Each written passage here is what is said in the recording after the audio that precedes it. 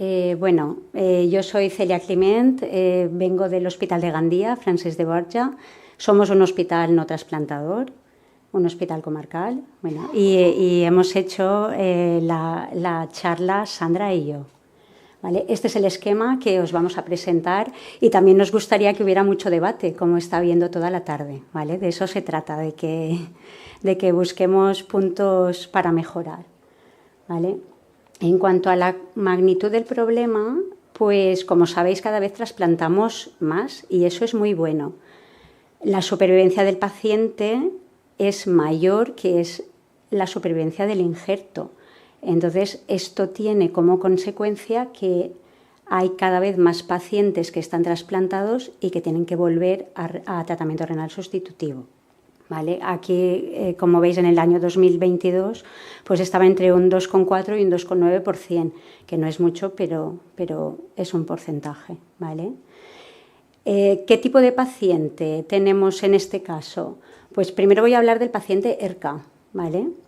El paciente ERCA, sabéis que tiene un elevado riesgo cardiovascular, tiene un riesgo relativo de muerte cardiovascular muy elevado, sobre todo a menor filtrado glomerular y a mayor proteinuria. La mortalidad, como veis también en esta gráfica, va aumentando a medida que disminuye el filtrado glomerular, tanto la muerte cardiovascular como por cualquier causa. Y también si comparamos la población general con los pacientes que ya están en tratamiento renal sustitutivo, aquí en la edad, es muy relevante el aumento de mortalidad que tienen estos pacientes.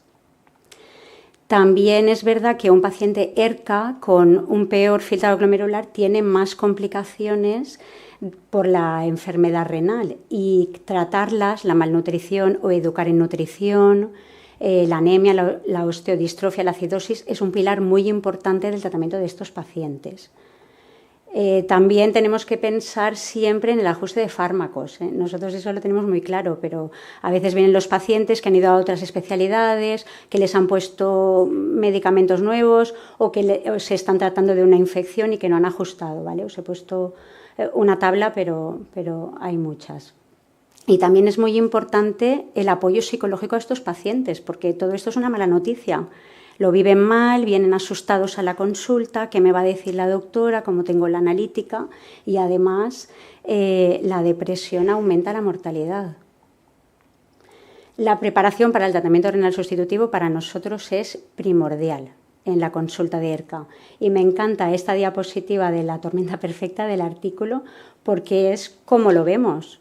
Todo esto nosotros lo tenemos claro. Primero el trasplante, mejor si es de vivo. Lo que pasa es eso, lo que hemos comentado, que siempre cuesta encontrar donantes y después muchos se desestiman.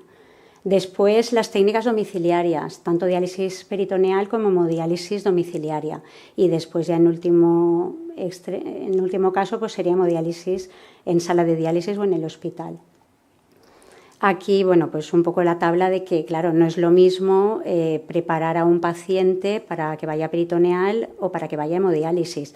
Pero siempre, esto es el plan B, el preparar para el tratamiento renal sustitutivo. O sea, el plan A siempre es el trasplante. O sea, que siempre hay que pedir las pruebas y, ya sabéis lo que cuesta eso. Y preparar el protocolo. Esto sí puede ir. No olvidemos que hay algunos pacientes que directamente no son candidatos a tratamiento renal sustitutivo ni a trasplante renal. ¿Vale? Se me ha movido un poco. ¿Qué paciente trasplantado? Pues tiene todas las características del paciente ERCA que estamos viendo, pero aparte pues tiene un injerto renal que pensamos que va a necesitar tratamiento renal sustitutivo en menos de 12 meses. ¿Vale? También hablan en este artículo que os he puesto, que os recomiendo que leáis, del paciente que ya ha perdido el injerto. Entonces, ese ya ha empezado en tratamiento renal sustitutivo.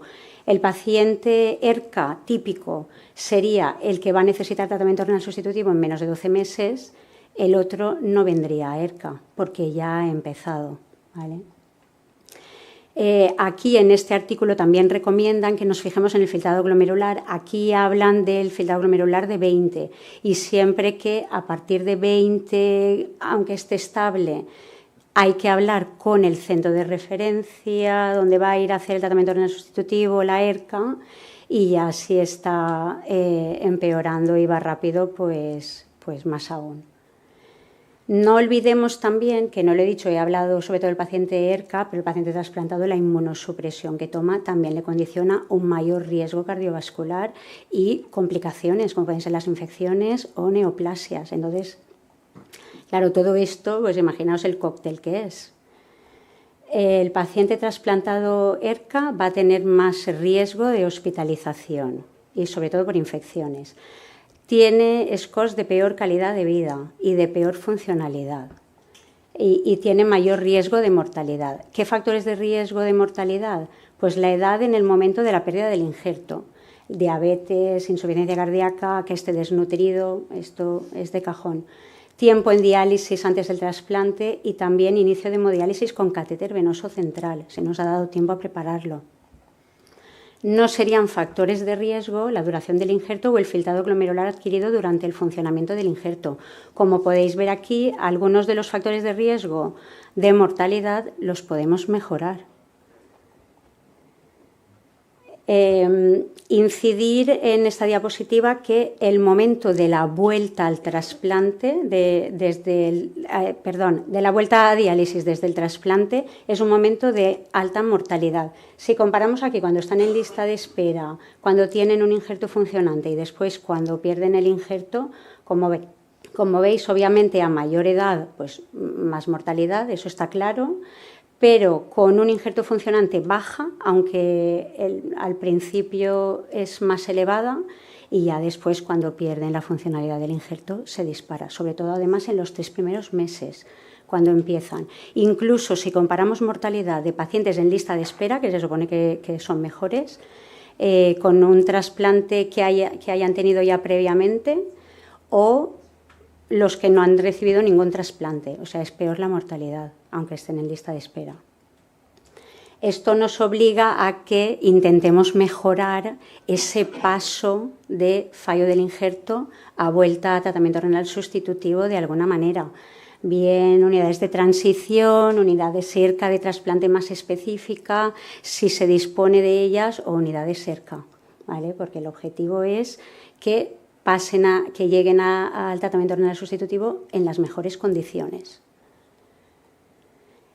¿Cuál es la visión del hospital no trasplantador? A ver, pues se puede hacer perfectamente el manejo de un paciente ERCA. Tenemos manejo multidisciplinar sin ningún problema, pero sí que es cierto que tenemos un menor manejo de trasplantes. Yo os he puesto aquí la población que tiene el departamento donde yo trabajo, en el año 2023, ¿vale? ¿Y cuántos trasplantados hay aproximadamente con injerto funcionante ahora? Obviamente, pues claro, no estamos hablando de una población muy importante. Cada vez ingresan más. Los ingresos sí que los llevamos nosotros, además, directamente, Pero, claro, no es lo mismo que quizá un hospital trasplantador, que todos los días tienen muchos ingresos o que todos los días tienen en las consultas muchos pacientes. No es lo mismo. Se pueden pedir niveles y, desde luego, que la comunicación es fluida. Eso sí que, y es necesaria. Pero bueno, nosotros llamamos, nuestro hospital de referencia es el PSET y cualquier duda y cualquier problema lo resolvemos. Os había puesto 2 pacientes. El primero, el que iba a empezar tratamiento renal sustitutivo, que sería el tipo ERCA, y también hablan en ese artículo del que ya ha fallado el injerto. Este paciente no sería ERCA, no llegaría a la consulta de ERCA. Sí que podría venir al hospital no trasplantador, pues si va a diálisis peritoneal, si va a hemodomí o si, pues por las condiciones, necesita estar en el hospital. Pero puede ir también al centro de diálisis. Entonces es importante saber en el centro de diálisis pues cómo llevar a estos pacientes, qué hacer con la inmunosupresión, si se van a retrasplantar, ¿vale? Aunque posibilidad de identificar complicaciones y remitir al paciente, eso no hay ningún problema. El punto 3, os voy a hablar de la elección de la técnica, que es una cosa que hacemos en la consulta de ERCA habitualmente. Me gusta este dibujo porque es todas las posibilidades que podemos tener, ¿vale?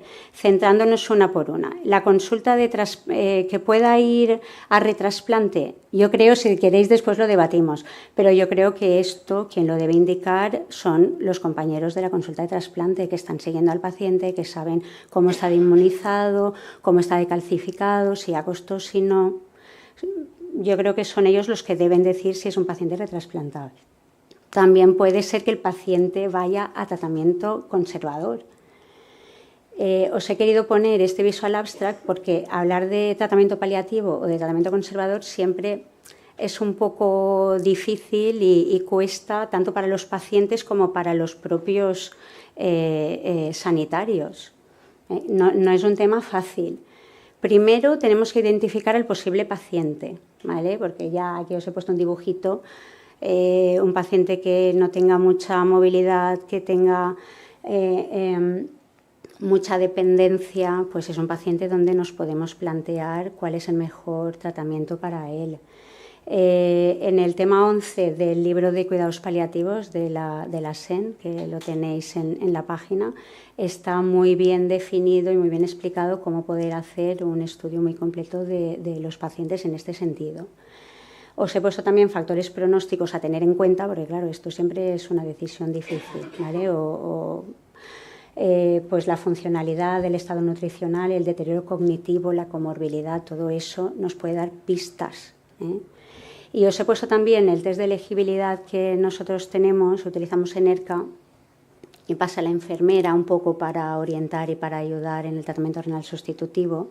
A ver, un paciente con demencia grave, irreversible, situaciones de inconsciencia, tumores con metástasis, es decir, esto está claro, ¿vale? Hay algunas recomendaciones, pero bueno, como os he dicho, siempre es difícil. También podemos ver que tenga contraindicaciones a las técnicas o al trasplante. Esto ya es un poco más difícil, ¿vale? Pero bueno. Y después, la otra parte es el consensuar con el paciente. Esto se tiene que hablar y se tiene que llegar al acuerdo, las decisiones compartidas, ¿vale? Os he puesto este artículo que me ha gustado mucho y que habla un poco, que compara qué pasa con los pacientes mayores. Bueno, esto de mayores también me ha llamado la atención porque es más de 65, aunque hay distintos estudios y las edades cambian. Pero comparan gente mayor, entre comillas, que va a tratamiento renal sustitutivo y gente que hace manejo conservador. Entonces, pues bueno, entre las cosas que encuentran, bueno, no me cabía en una diapositiva, ¿vale? Entonces son las tres con todos los estudios, no quería dejar ninguno.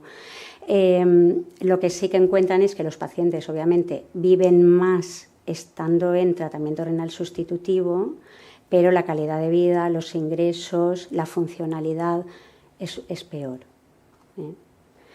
¿Nosotros qué hacemos? Cuando vemos un paciente que puede ser subsidiario, cuando se habla con el paciente, cuando bueno, no descarta la posibilidad por las características, por lo que implicaría empezar el tratamiento renal sustitutivo, pasa a ERCA conservadora, ERCA-CO, y ahí se vuelve a hablar, ¿eh? O sea que estas decisiones son un poco complicadas. Y ahora para la diálisis ya cedo la palabra a Sandra.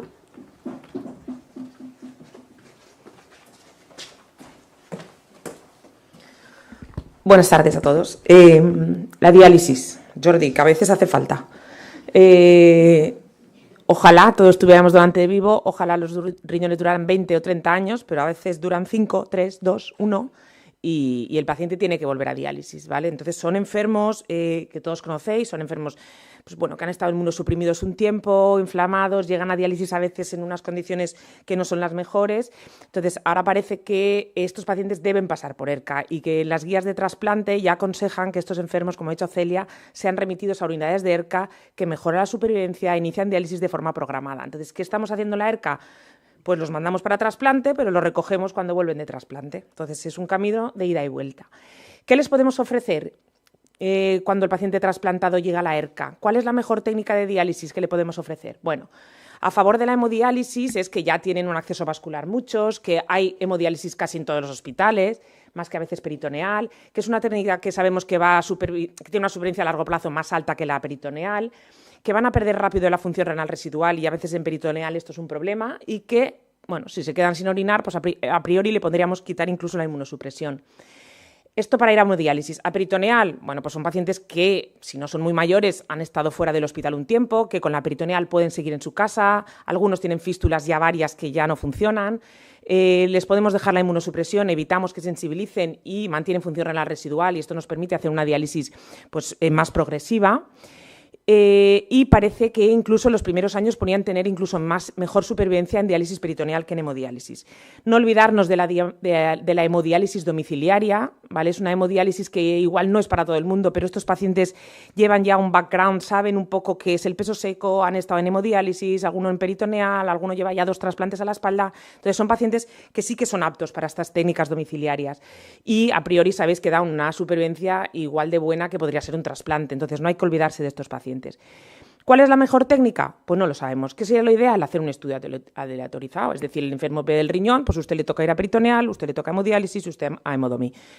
No va a pasar nunca vamos a tener un ensayo aleatorizado así, porque el paciente elige, tú le ofreces y él elige un poco la alternativa que quiere, ¿vale? Entonces, con lo que tenemos, bueno, pues tenemos que ver lo que tenemos publicado. Este es un estudio de no hace no mucho de la asociación del grupo de trabajo de hemodiálisis domiciliaria.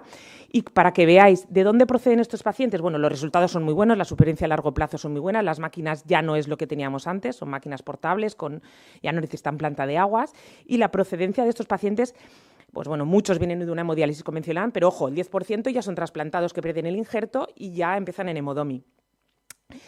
En peritoneal, ¿cuál es la mejor? ¿Hemodiálisis o diálisis peritoneal? ¿Qué hacemos? Vale, pues lo que hay publicado realmente no hay diferencias. La ADP es al menos igual de buena que la hemodiálisis cuando fracasa el reinjerto. Incluso el estudio más alto, con mayor número de pacientes, dice que la ADP es mejor el primer año. De 14.000 pacientes trasplantados que pierden el riñón van a hemodiálisis, 1.800 a diálisis peritoneal, los comparan durante 12 años, misma supervivencia. Si vemos qué características favorecen, es decir, tienen mejor supervivencia la hemodiálisis, vemos que los de índice mayor de 30, es decir, pacientes obesos o muy grandotes, van a ir mejor en hemodiálisis y los que empiezan con filtrado menos de 5, es decir, ya muy pasados o por lo que sea, han empezado muy tarde, mejor en hemodiálisis. No tienen función renal residual, estos enfermos probablemente de entrada no debamos plantearnos ni la peritoneal, directamente hemodiálisis. Pero si partimos la mortalidad, si la dividimos entre años, si la estudiamos por separado, vemos que el primer año es mejor, tiene mejor supervivencia los que están en peritoneal, ¿vale? O sea que el primer año de pérdida del injerto el paciente va a estar mejor si va a peritoneal.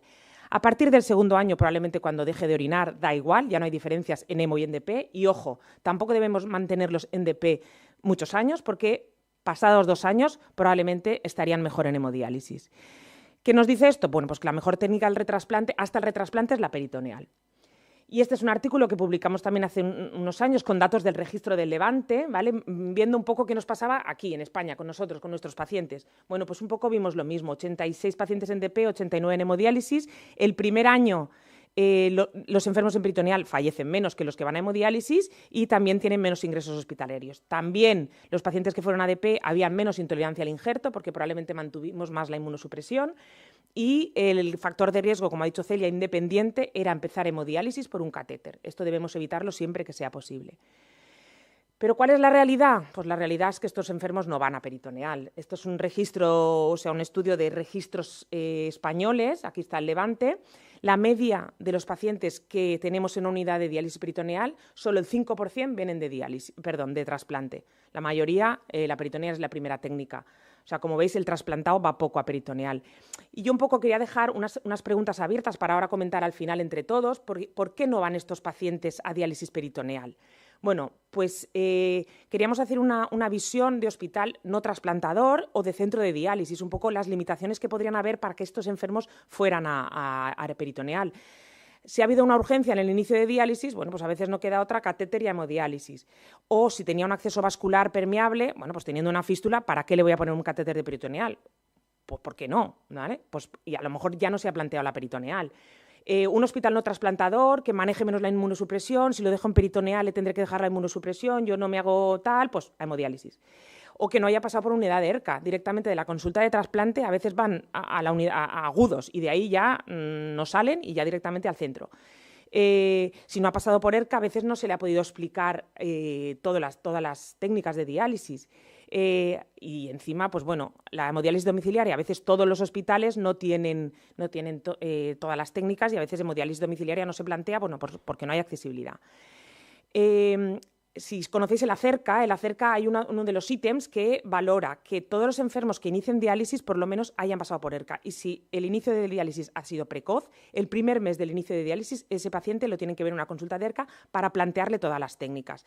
Y esto es ERCA de calidad, o sea, es decir, hacer las cosas bien. Si el enfermo, por lo que sea, no hemos podido explicarle las técnicas, en un mes debe ser valorado por una ERCA y volver a explicarle todo, vivo incluido, por supuesto.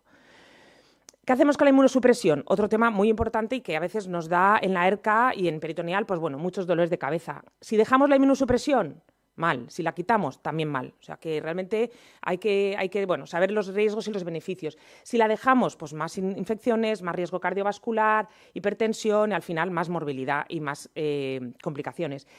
¿Pero qué pasa si la quitamos? Bueno, pues el paciente lleva un injerto funcionante o disfuncionante, pero eso crea pues, un estado inflamatorio que le empeora el estado nutricional, encima se va a sensibilizar y vamos a dificultar un siguiente trasplante. Esto va a producir una intolerancia al injerto o embolización o nefrectomía y encima va a perder la función renal residual. Entonces, ¿qué nos dicen las guías? Y realmente, ¿por qué es tan difícil hacer estas pautas de inmunosupresión cuando fracasa el injerto? Bueno, pues porque hay muchos factores que tenemos que tener en cuenta a la hora de hacer estas pautas de inmunosupresión. ¿Se va a volver a trasplantar? Este enfermo es retrasplantable, ha perdido un riñón, pero podemos poner otro. ¿Por qué ha perdido el riñón? ¿Es un rechazo? ¿Es un BK? ¿Qué ha pasado ahí? ¿Qué riesgo tiene de hacer una intolerancia al injerto este paciente? Porque hay marcadores y hay scores que nos lo dicen. ¿Qué técnica de diálisis va a elegir? ¿O va a hacer un tratamiento conservador? Porque tiene 80 años, ya no se va a trasplantar. La edad y la comorbidad de los pacientes. Y también es difícil, ¿por qué? Porque son decisiones que toma un nefrólogo de la consulta de trasplante, pero que va a tener que desarrollar y va a tener que ver las consecuencias de esas decisiones un nefrólogo de diálisis. Entonces, cuando ya entran dos nefrólogos en juego, las cosas se complican. Y porque no hay guías al respecto. Ahora aquí cada uno tiene sus protocolos, cada hospital tiene sus formas de referencia y de remitir a los pacientes, y lo que hay es esto. Hay dos guías, dos recomendaciones más o menos recientes, lo mismo que ha dicho Celia, recomiendo leer la de abajo, las de la CADIGO, son challenges, o sea, como retos, ¿vale?, para hacer en un injerto que está fracasando. Os las recomiendo, que son francamente buenas. Os he hecho un resumen aquí de qué hacer con la inmunosupresión en estos pacientes. Lo primero que tener en cuenta es si es retrasplantable. Si el enfermo es retrasplantable y va a ser trasplantado menos de un año, dicen las guías, o tiene un vivo, mantener inmunosupresión completa hasta el siguiente trasplante, hasta la inducción del siguiente trasplante. Depende qué técnica vamos a hacerle. Si la reincluimos en lista, pero no se va a trasplantar tan pronto, porque sabéis que es un grupo cero, tiene 50, 60 años y va a tardar en retirarle el riñón, no tiene donante vivo, hay que mantener cierta inmunosupresión, ¿vale? Siempre balanceando riesgo-beneficio de que no sensibilice. Es la primera vez que veo en unas guías de trasplante hablar de la diálisis peritoneal. Hace una distinción y dice que el enfermo que vaya a diálisis peritoneal, mantener la inmunosupresión para mantener función renal residual. El enfermo que vaya a diálisis pero ya no se vaya a trasplantar porque no se incluya ni en lista de espera, ahí vamos a tener que ir bajando poco a poco. O lo que ha comentado Celia, tratamiento conservador, no es nada desaconsejable. Pacientes que durante el trasplante han adquirido mucha comorbilidad, ya tienen mucha edad y realmente ya no van a hacer diálisis, ya van a hacer un tratamiento conservador. Ahí habría que mantener la inmunosupresión para que mantener la función del injerto lo máximo posible. Y si realmente hay una neoplasia o una infección o algo muy grave, pues no tenemos otra que quitar la inmunosupresión. ¿Cómo lo hacemos? El enfermo empieza diálisis, ¿cómo manejamos esta inmunosupresión? Lo primero que hay que hacer es un plan, ¿vale? Cada enfermo de estos trasplantados que vuelva a diálisis tenemos que tener un plan de inmunosupresión y ese plan no hay que cambiarlo. Es decir, en el enfermo X, por el motivo que sea, yo le voy a dejar la inmunosupresión pues porque se va a trasplantar. Y este plan hay que explicárselo al enfermo, hay que decirle, mire, usted va a empezar diálisis peritoneal, va a empezar hemodiálisis, pero va a tener que seguir tomando la inmunosupresión. ¿Por qué? Porque si no, le van a subir los anticuerpos, va a hacer un rechazo y va a ser mucho más difícil retrasplantarse. Hay que explicárselo al enfermo, porque él, si yo ya voy a diálisis, ¿por qué me tengo que tomar el Prograf? Pues es normal que pregunte, entonces hay que explicárselo. Si vamos a reducir la inmunosupresión, pero a mantenerla, ¿vale? Vamos a bajar el micofenolato a la mitad y lo suspenderemos en 3 meses. El tacrolimus vamos a ir bajándolo hasta niveles de 3,5, ciclosporina 50-70, por lo menos el primer año de estar en diálisis. Y ir bajando corticoides hasta la mínima dosis posible. Suspenderlo, hemos decidido que lo suspendemos, micofenolato de entrada, y aconsejan las guías, cuando el paciente pierda la funcionalidad residual, ir bajando. Tacrolimus 0,5 al mes más o menos, ciclosporina 25 al mes, hasta ir quitando en los 6 meses. Corticoides, pues sí, también bajando, suspender 6-8 meses. Y estar atento sobre todo a una aparición de una intolerancia al injerto. ¿Qué dicen las guías? Que monitoricemos anticuerpos HLA, sobre todo en los pacientes que están en lista. Pero, ¿qué hacemos con esos resultados? ¿Qué pasa si bajo la inmunosupresión y sensibiliza? Bueno, pues si mi plan era ir bajando porque lo tengo que bajar, porque no tiene un donante y lo tengo que bajar, bueno, pues se sensibiliza. Pero realmente mi plan, con la información que tenemos ahora, no lo debería cambiar por mucho que el paciente se sensibilice. Todavía no está tan demostrado que debamos mantener la inmunosupresión tanto. ¿Cómo lo hacemos? Ya sabemos lo que tenemos que hacer. Ya sabemos que el paciente tenemos que dejarle en inmunosupresión. ¿Qué problemas o qué limitaciones podemos tener en centros no trasplantadores o en centros de diálisis? Pues que realmente sabemos qué objetivos de niveles tenemos que tener. ¿Qué capacidad tenemos de obtener niveles en un centro de diálisis?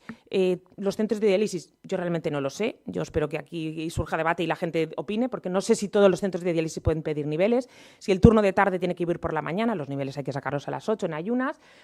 Tienen acceso a los resultados, yo le pido niveles, pero realmente puedo ver el nivel de Prograf luego, cuánto está para ajustar, cada cuánto los mido, a quién llamo, cómo me manejo con este enfermo, cómo ajusto las dosis, ¿vale? Todo esto, si queréis, lo hablamos después. Otro tema importante, la intolerancia al injerto. Esto es un problema del trasplante, pero que tienen que ver médicos de diálisis. Es un rechazo, se llama así, se llama intolerancia al injerto, pero realmente es un rechazo del paciente en diálisis. Los síntomas, los clásicos lo sabéis, fiebre hematuria, dolor del injerto, pero ¿qué pasa? Que si mantenemos la inmunosupresión, esto no siempre es así, no hay síntomas clásicos, hay una inflamación, aumenta la ferritina, la EPO tal no responde, anemia, incluso en peritoneal hemos tenido líquidos turbios y al final la intolerancia al injerto. No es rara, ¿vale? Al final la mitad de los enfermos lo hacen el primer año cuando bajamos la inmunosupresión o incluso a veces con inmunosupresión, y sí que parece que hay unos factores que lo predisponen. Gente joven, que haya perdido el riñón muy pronto, por rechazo, presencia de DSA o edad del donante.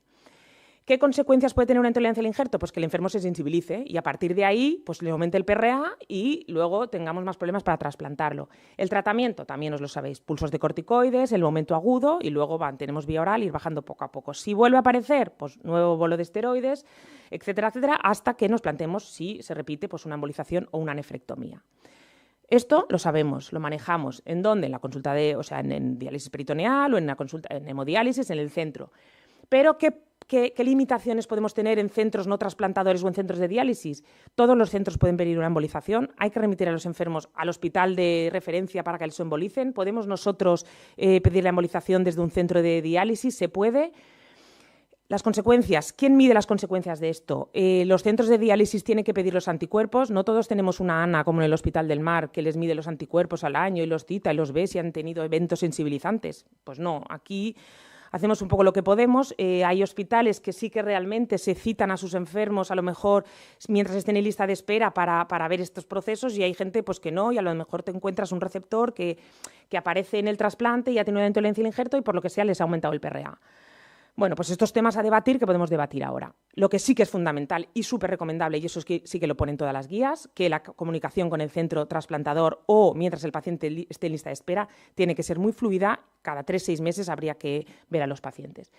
Y aquí entre Celia y yo habíamos hecho como una especie de protocolo de remisión, habíamos planteado, ¿vale?, que mínimo cuando desde la consulta de trasplante se manden pacientes a ERCA o al centro de diálisis, aquí tenéis aquí podéis acceder a estos dos documentos, bueno, pues que un mínimo de información deberíamos tener cuando nos manden estos enfermos.